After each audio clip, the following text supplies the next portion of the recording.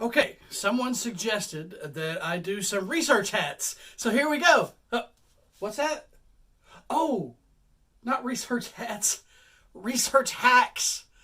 Well, let's get into some research hacks then. Research hack number 1, use the wild internet to find terms, concepts, names, etc. that you can use to dive deeper into your research. Now, sometimes it's hard to get started, so this is a good way to get the ball rolling. Now, the internet is not good for finding sources to use in your actual essay draft you write after you do your research. There's too many sources on the internet, and they're all unfiltered.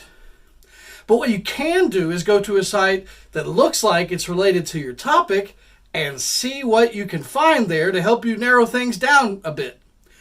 For this exercise, I have chosen to look into the topic of whether fathers should get time off of work when there's a new baby in the household.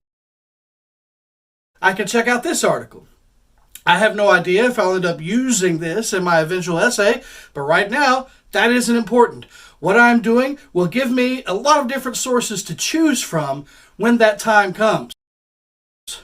Now, the first thing I notice is that California has passed a law about this topic. I simply open a new tab or window, and I type that in or paste it into the search bar. Now, I have that open and can come back to it after I look this site over. I notice I keep coming across this term paternity leave. So I want to look into that a little more too. So I open a new tab and search for the term and see what I find there. Now this article sticks out to me for some reason, so I go with that instinct. Right now I'm just being open-minded to see what I can find and where it takes me. So I click on that article and am surprised to find what seems to be a lot of good info.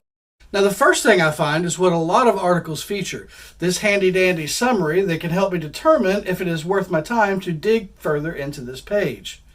I start reading the article, and lo and behold, I find footnotes in the document that either tell me more or give me another source to look into. Now, not all articles have these footnotes, but many do. And check this out. As I read, I discover some interesting stats in here that I can learn more from.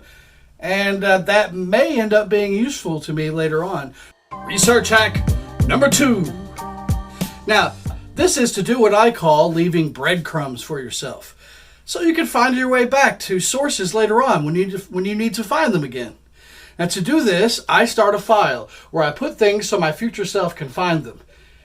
I leave myself notes that will be helpful reminders for me later.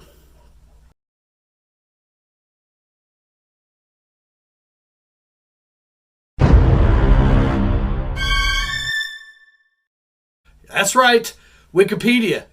Note that Wikipedia is not a source itself, so don't try to use it in your essay as one, because it is actually a collection of sources that users have collected into sentences and paragraphs. There is no original research or info on Wikipedia, but merely a gathering of those things. But what Wikipedia is great for is becoming more familiar with your topic, all sides of your topic, and finding sources that will be useful for you in terms of learning about the topic so you are more qualified to argue about it, and for finding sources that you may end up using in your draft at specific points. So here I type in paternity leave, and right away I learned that the umbrella term, the overall term, is parental leave, which encompasses all parental figures. I also find a definition, not for me to quote in an essay, remember Wikipedia is not a source, but to help me learn more about what this kind of leave is. There's also a handy table of contents on the page, so you can skip to sections that interest you more or that seem more on topic for your project.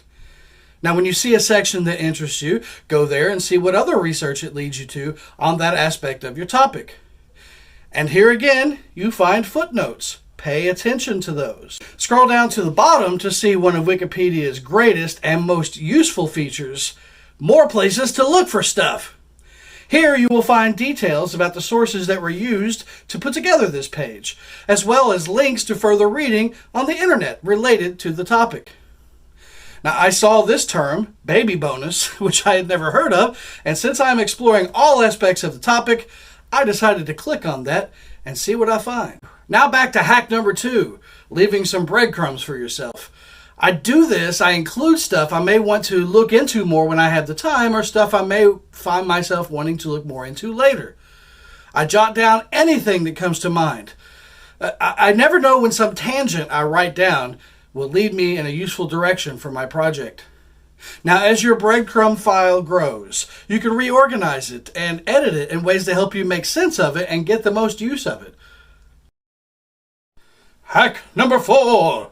Take what you have gathered and plug it into your college library's database search engine.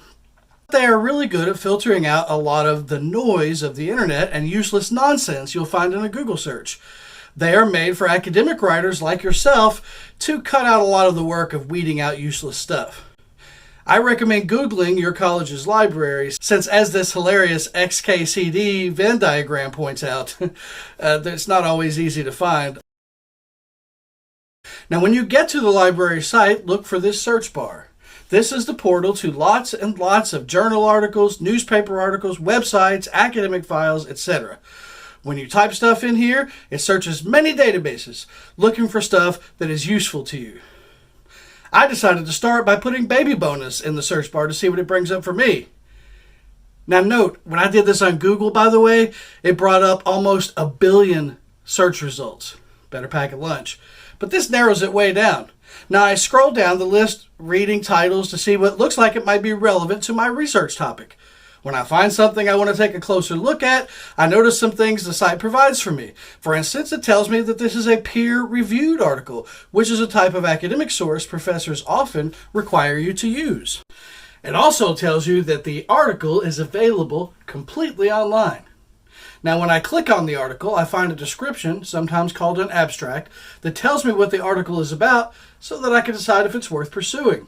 If I decide it's worth it, I click on the link for the full text and read it, taking note of all the research leads to more research opportunities like we have discussed. And just like we saw earlier, there's a references page here that is loaded with sources related to this topic. So look it over and see what you might want to pursue next. And finally, here are some tips for narrowing down and fine-tuning your searching on the library's database engine. Now let's type in the term paternity leave again and get a certain number of results.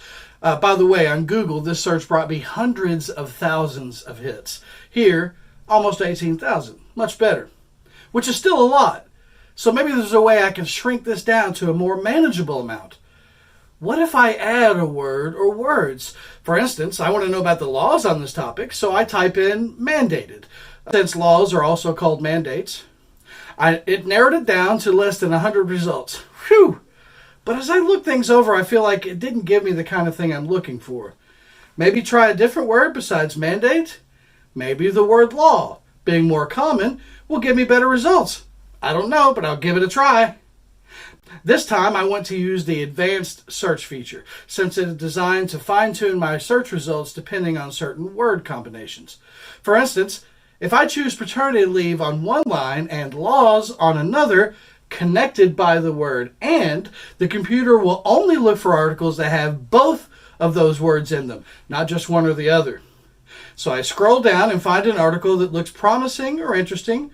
I click on it and again make use of its references page, and any other research leads to more research opportunities on the page.